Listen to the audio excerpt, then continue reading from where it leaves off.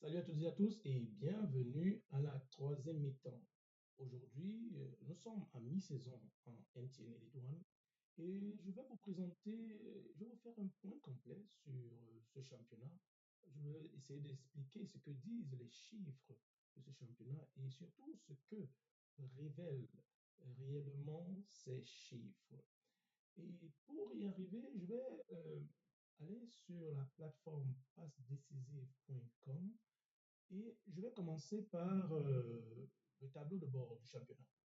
Parce que ici, au niveau du tableau de bord du championnat, nous voyons que nous sommes à moitié du championnat, 50% d'avancement.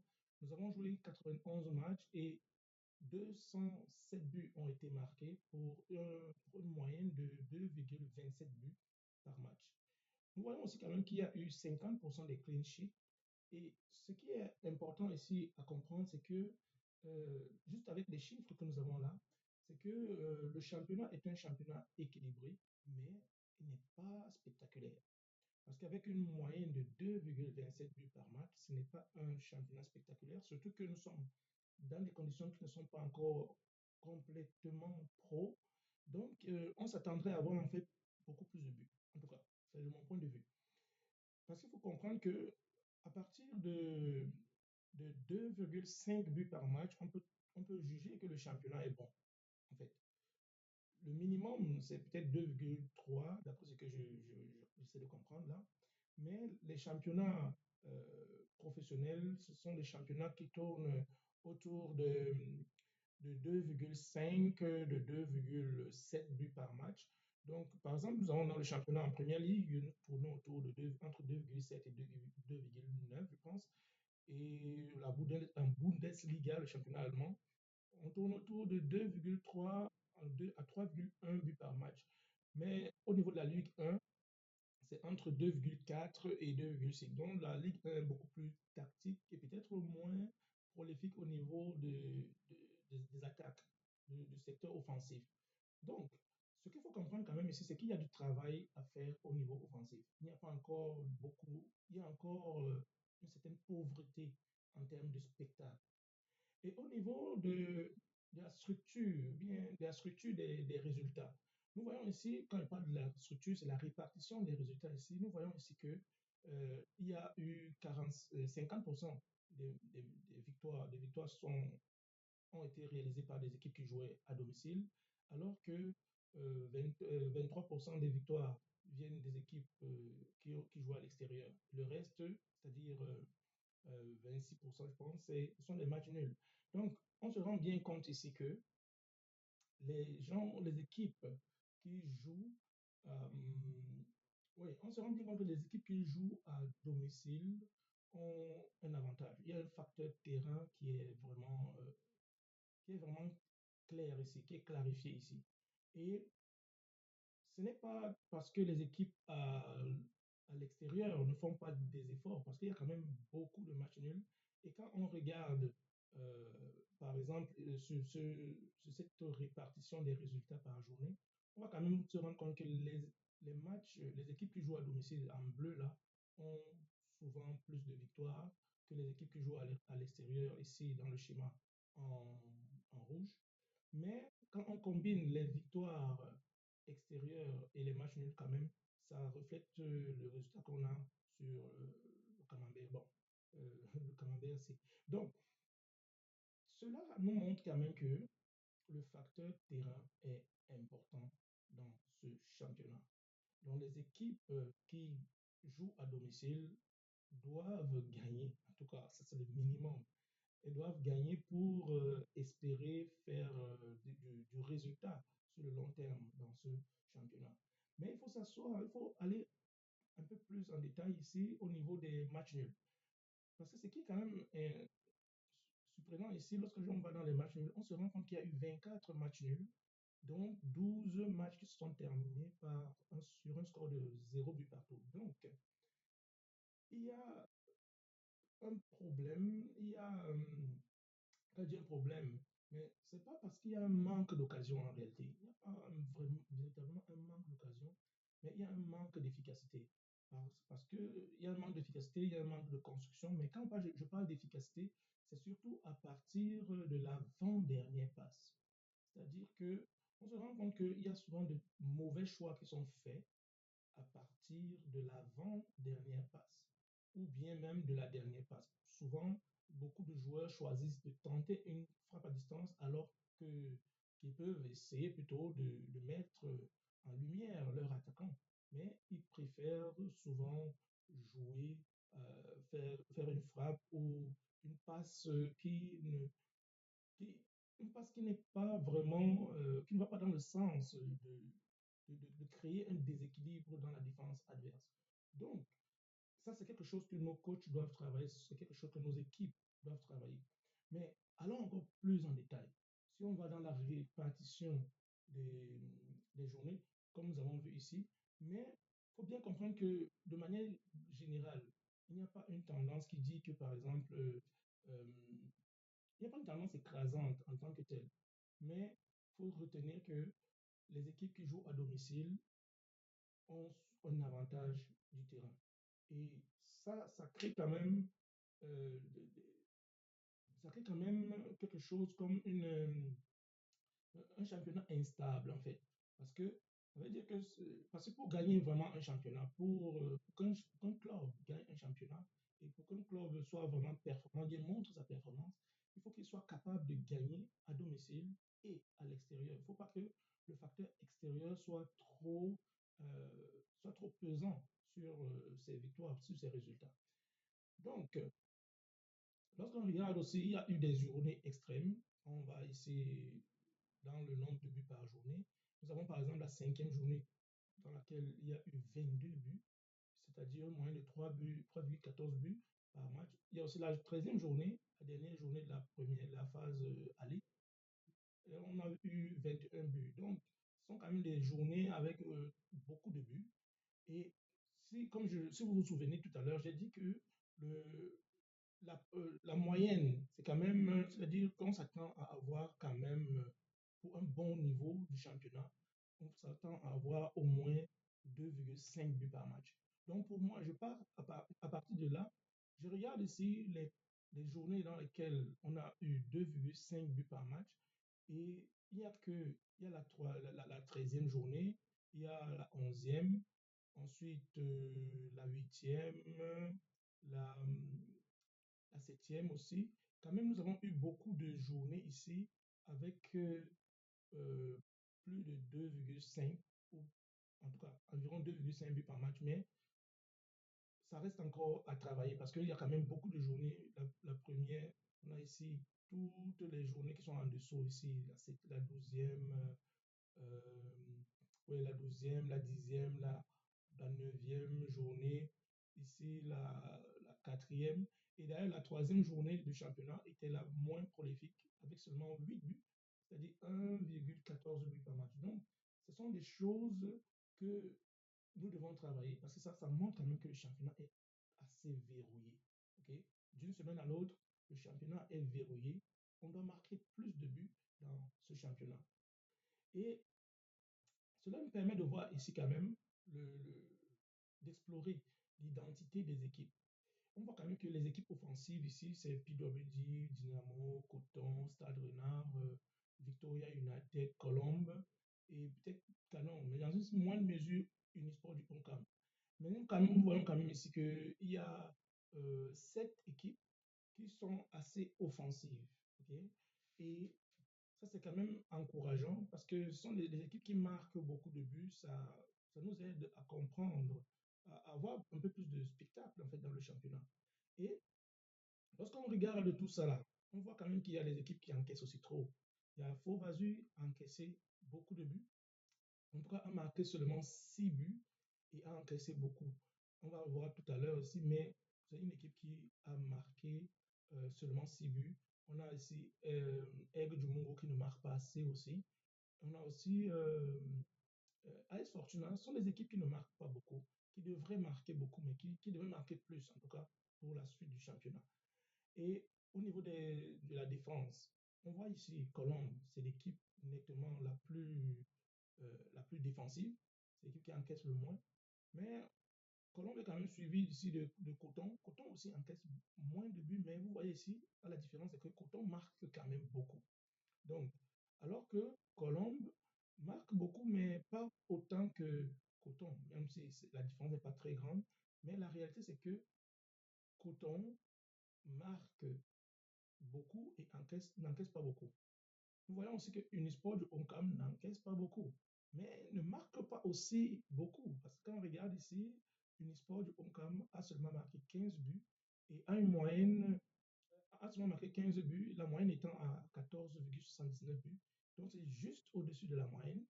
Et Unisport arrive quand même à être au premier championnat. On va voir ça tout à l'heure.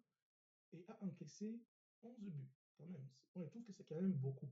Et c'est quand même assez surprenant comment une équipe comme celle du Espoir de Ocam, qui marque seulement 15 buts, mais et encaisse, et encaisse 11 buts et est quand même premier du championnat. Alors que nous avons des équipes qui ont marqué beaucoup plus comme PWG, mais qui encaissent aussi beaucoup, comme nous voyons ici. PWG a 17 buts encaissés, ce qui montre quand même que il faut avoir un certain équilibre. Maintenant, lorsqu'on va au niveau maintenant du classement, bon, avant de partir dans le classement, il faut quand même voir ici. L'Aigle du Mungo ici, c'est pas bon. C'est une équipe qui encaisse beaucoup trop. Et c'est d'ailleurs ce qui justifie son classement. C'est une équipe qui a encaissé 20 buts et n'a marqué que 7. Alors, donc, il y a aussi Stade Renard qui encaisse beaucoup de buts. Il y a aussi Victoria United qui encaisse beaucoup de buts. Et quand on regarde d'ailleurs Stade Renard et Victoria United ici, on voit Victoria, 18 buts marqués, mais 18 buts encaissés. Donc, goal différence, 0. Stade Renard, 19 buts encaissés et 18 buts marqués, moins 1 dans le goal différence. Donc, ce qui veut dire que ce sont des équipes qui marquent beaucoup, mais qui encaissent aussi trop.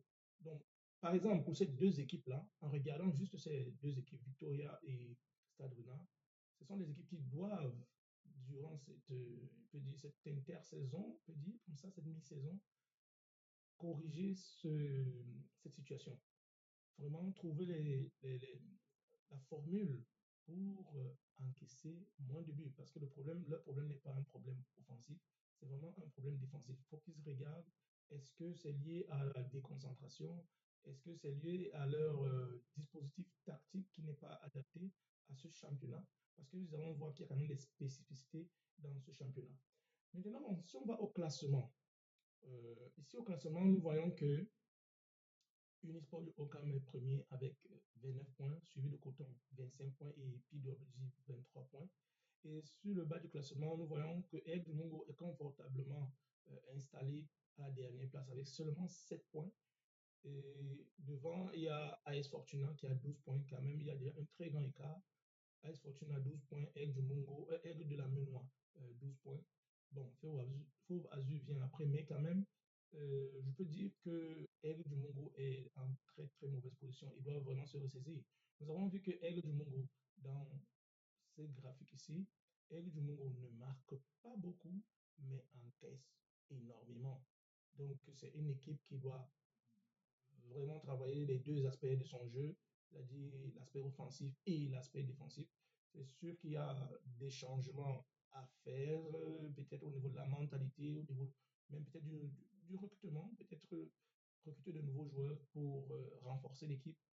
En regardant par exemple, est-ce que, selon moi, je vois que le secteur défensif est très, très, très problématique parce que on peut ne pas marquer beaucoup, mais en n'encaissant pas beaucoup aussi, on peut faire quelques matchs nuls et essayer de mettre un peu plus de rigueur offensive pour marquer des buts.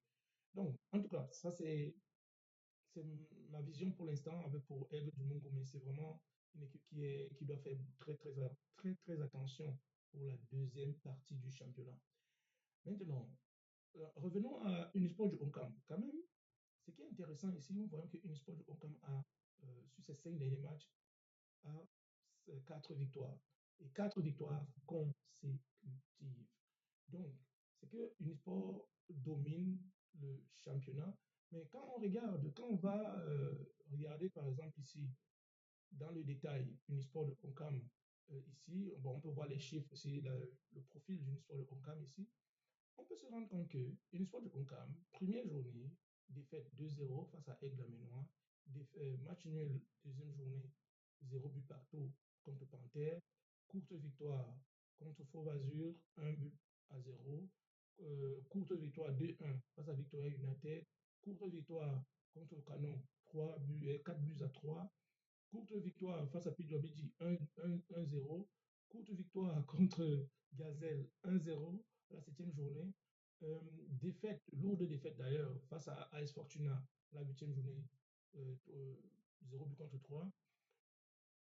Un match nul contre Colombe, 0 but partout. Unisport à l'avantage sur Stade Renard à la dixième journée, 2 buts à 1. Courte victoire encore. Ici, courte victoire contre Aigle du Mungo, qui est dernier du championnat, qui était déjà dernier du championnat à la 11e journée. Mais Unisport Oncam a fait le minimum syndical, 1-0, une victoire, 3 points, simple.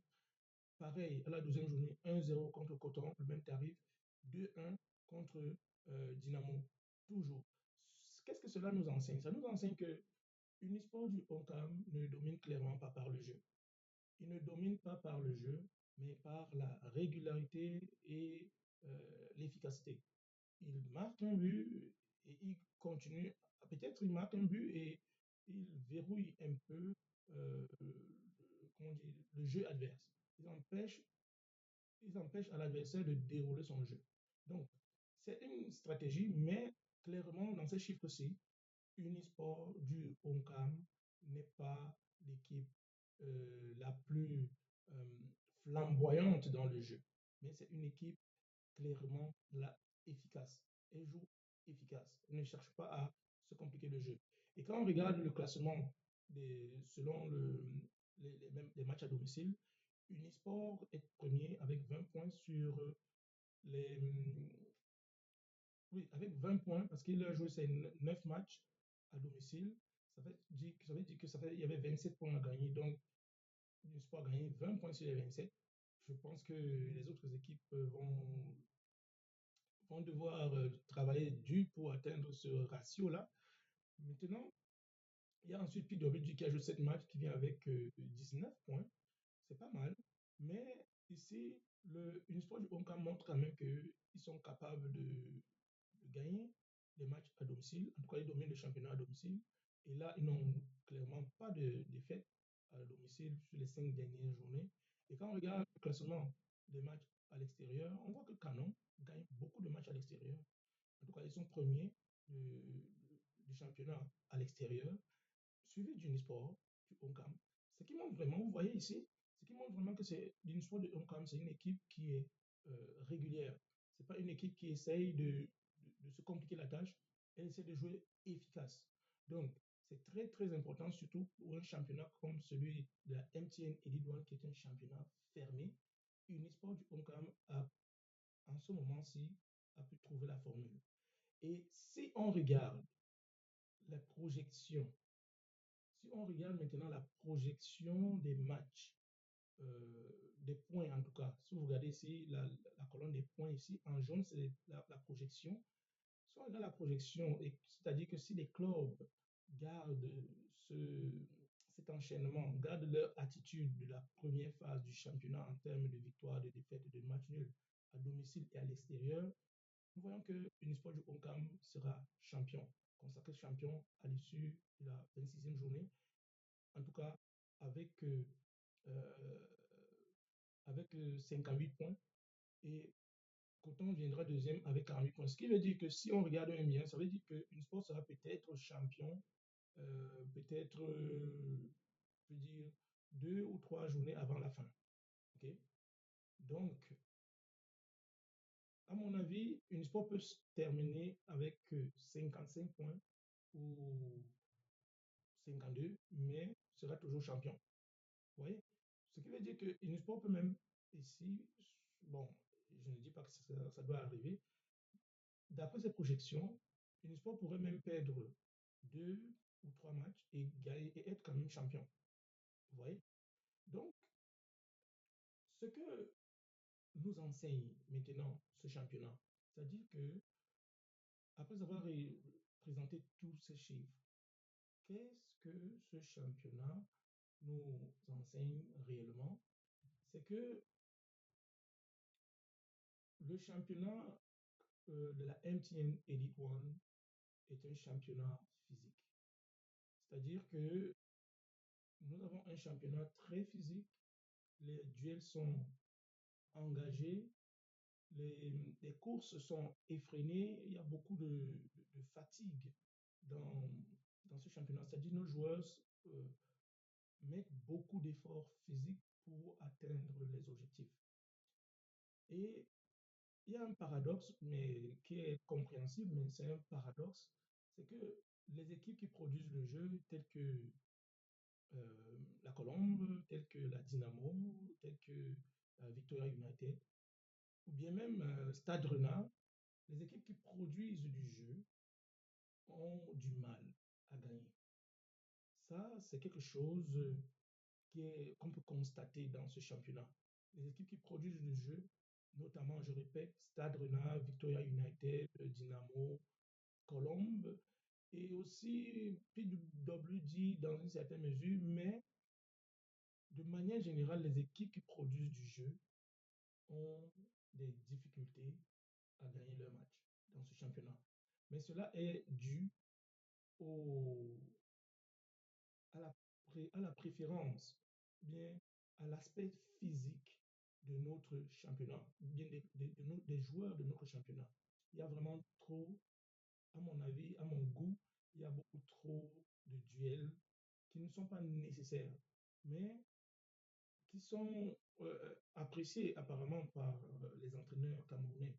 Mais il y a trop de duels et euh, c'est aussi à ces équipes-là, de Dynamo, Colombe, Victoria United, des Stade Renard, même d'une certaine mesure, PWG, c'est à ces équipes aussi de mettre en avant et de trouver la formule pour contrecarrer cette, cette tendance, cette volonté de jouer physique tout le temps que nous avons dans notre championnat. Nous avons vraiment des équipes qui jouent très, très physique.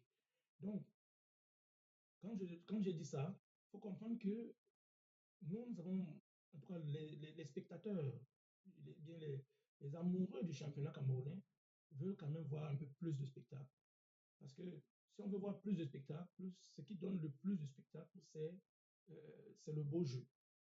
On a quand même besoin d'équipes, nous avons besoin de plusieurs équipes. Nous avons déjà quand même, comme j'ai cité, 4 équipes, 5 équipes là, qui développent quand même du bon jeu, du beau jeu, un jeu agréable à voir avec des, des, avec des systèmes, des systèmes, bien des formations qui gardent leur bloc malgré les difficultés. Maintenant, il faut que ces équipes trouvent le moyen de transformer cette maîtrise technique en victoire. Parce que le spectacle attire les spectateurs, les sponsors et donc la croissance du championnat. Et le spectacle est donné par les équipes qui produisent du jeu, c'est-à-dire par les équipes qui construisent leur but. Parce qu'il y a aussi beaucoup de buts qui sont marqués souvent à cause des erreurs défensives. Donc, les équipes qui vont produire du jeu, ce sont ces équipes qui donnent du pouvoir, bien, du poids au championnat. Parce que sans jeu, si on ne produit pas du jeu, le spectacle reste insipide. Si on ne produit pas du jeu, les buts même ne sont pas les buts qu'on garde en mémoire. Ok. Donc, sans spectacle, il n'y a pas d'attractivité. Donc, il faut mettre un peu plus de spectacle dans notre jeu. Quand je parle de spectacle, ce n'est pas seulement les dribbles et tout, mais ce sont la justesse au niveau des passes, la justesse au niveau des choix tactiques, des choix des joueurs, les joueurs même, comment ils font des bons choix. Les coachs doivent se pencher sur ce sujet-là. Donc, si on veut faire, si on veut faire progresser le championnat, il faut agir de toutes les façons à plusieurs niveaux. Ce n'est pas seulement sur ce plan du jeu, mais il faut agir à plusieurs niveaux. Les administrations doivent mettre en place des préparations, une meilleure préparation, en fait. C'est-à-dire un recrutement intelligent, des préparations physiques qui est conséquente et les schémas tactiques clairs. Parce que il y a beaucoup d'équipes ici, beaucoup d'équipes Unisport du Ocam inclus, incluses, ce sont des équipes joué, qui ont joué cette première partie du championnat comme en fait une préparation. C'était leur phase de préparation. Ce sont des équipes qui ne se sont pas vraiment préparées pour ce championnat. C'est d'ailleurs pour cela que certains joueurs de certaines équipes se plaignent de la charge physique du, du- du championnat. Mais il faut bien comprendre que un championnat professionnel est beaucoup plus physique que celui que nous voyons au Cameroun. Nos joueurs jouent physique beaucoup, c'est-à-dire ils mettent beaucoup d'impact physique, mais dans un championnat de haut niveau, cet impact physique ne sera pas dominant. C'est parce que tous les joueurs dans un championnat professionnel sont des joueurs physiques. Ok. Même si parfois on a l'impression qu'ils ne sont pas physiques, mais ce sont des joueurs qui font un travail physique énorme. Parce que un travail physique énorme, ça veut dire qu'ils ne s'essoufflent pas vite. L'impact physique, ils peuvent le supporter sur plusieurs matchs, ce qui fait qu'ils sont capables de garder leur lucidité très longtemps dans un match. C'est-à-dire garder sa lucidité, c'est aussi faire de bons choix sur le long terme. Donc, les administrations des clubs doivent euh, vraiment travailler sur la préparation du championnat. Pas venir une semaine avant, 2 jours avant et commencer à choisir les joueurs. Non. Préparez votre saison sur au moins 2 mois avec des matchs, avec des recrutements et mettez en place des schémas tactiques que vous allez déployer tout au long de la saison. Parce que déjà, il faut que vos joueurs soient prêts physiquement. Parce que s'ils sont prêts physiquement, ils auront plus de facilité à élaborer, bien, à mettre en place sur le terrain les schémas tactiques et à faire des bons choix. OK? Maintenant, il y a aussi un autre aspect, c'est la qualité des joueurs. Nous voyons, comme je dis, que le championnat est physique et je vois qu'il y a une préférence des coachs camerounais de la MTN Elite One. Il y a une préférence pour les joueurs qui sont physiques, pour les joueurs qui sont capables de, de, de, d'avoir un impact sur l'adversaire au niveau des duels. Il y a beaucoup d'appels au duel avec des longs ballons, parce que les longs ballons sont les appels au duel en réalité. C'est-à-dire débordement, course, coup d'épaule, duel aérien. Ça, c'est surtout l'aspect physique qui est mis ici en avant. Mais il faut bien comprendre que euh, c'est très facile, vraiment très facile de travailler l'aspect physique d'un joueur que de travailler son intelligence tactique, bien son, ses aspects tactiques et techniques. Donc pour moi, je pense qu'on devrait on devait mettre plus en avant les joueurs techniques les joueurs techniques et qui ont une certaine intelligence tactique, mais travailler bien entendu leur qualité physique, travailler leur lacune physique, si on peut dire ça comme ça. Mais quand je parle de lacune physique, je dis bien, ça c'est facile à travailler. On peut vraiment, c'est très facile de travailler le, le niveau de fatigue d'un joueur, de travailler son niveau, sa qualité physique même. On a vu des joueurs en un an qui ont complètement changé physiquement, mais c'est très rare de voir un joueur qui n'était pas du tout bon tactiquement et qui devient bon subitement en une saison. Mais physiquement, c'est possible de le faire passer d'un joueur qui est très mauvais physiquement à un joueur qui est très solide physiquement en une saison. Vraiment. Donc, il vaut mieux essayer. Je pense que la qualité du recrutement des joueurs aussi doit être ici pointée du doigt. Donc, nos équipes, nos clubs doivent beaucoup plus insister sur les joueurs qui ont déjà des qualités tactiques et techniques, mais ensuite travailler sur l'aspect physique, tout simplement. Alors, quand je parle de ça, je parle aussi de la qualité du coaching. Parce que le rôle du coach est central. Aujourd'hui, il ne suffit pas d'aligner les joueurs, comme je l'ai déjà dit dans un épisode précédent, mais il faut structurer le jeu. Nos coachs ont tendance justement à ne pas structurer le jeu, mais comme j'ai dit, ça commence par la- euh, le recrutement des joueurs. Nos coachs doivent être capables de recruter les joueurs qui correspondent à un certain niveau technique et tactique. Pas seulement recruter les joueurs qui courent le plus vite, qui sont qui sont les plus costauds, parce que nos joueurs sont souvent très costauds, mais ça manque de capacité en termes techniques et tactiques. Donc, pour que le championnat progresse, vraiment, le coaching doit beaucoup évoluer. Il ne faut pas seulement aligner les joueurs, il faut structurer le jeu. Il faut aider les joueurs à s'améliorer sur l'aspect tactique, technique. Il y a les nouvelles méthodes, il faut chercher ces méthodes-là et les mettre sur pied. C'est possible, parce que je vous le répète, si on prend les joueurs, parce que souvent certaines personnes ont tendance à accuser les terrains, c'est vrai que les terrains ne sont pas de très bonne qualité, ne sont même pas de bonne qualité, mais je peux vous garantir que si vous prenez un joueur dans n'importe quel championnat, même européen, qui a un certain niveau technique, vous le mettez dans le championnat camerounais, il va bien jouer. Il aura toujours le même problème du terrain, mais il aura cet avantage, cette intelligence technique et tactique qui font que il sera capable de tirer son épingle du jeu. Donc, pour qu'un championnat, vraiment, pour qu'un championnat progresse, il faut que les coachs progressent aussi. Ce sont les coachs qui font progresser les joueurs individuellement. C'est aussi les coachs qui font progresser le niveau du championnat. Moi, je pense que les administrateurs des clubs doivent vraiment se pencher sur cet aspect s'ils veulent vraiment avoir même être en mesure on peut dire, de proposer des joueurs à des clubs internationaux à des bons prix et recevoir de bons prix pour ces joueurs-là. Parce que aujourd'hui, on cherche beaucoup plus de joueurs qui ont cette capacité technique et tactique, qui ont une lecture du jeu, qui ont une certaine intelligence du jeu. Donc, si c'est ce qu'on cherche aujourd'hui, c'est ce qu'on recherche aujourd'hui.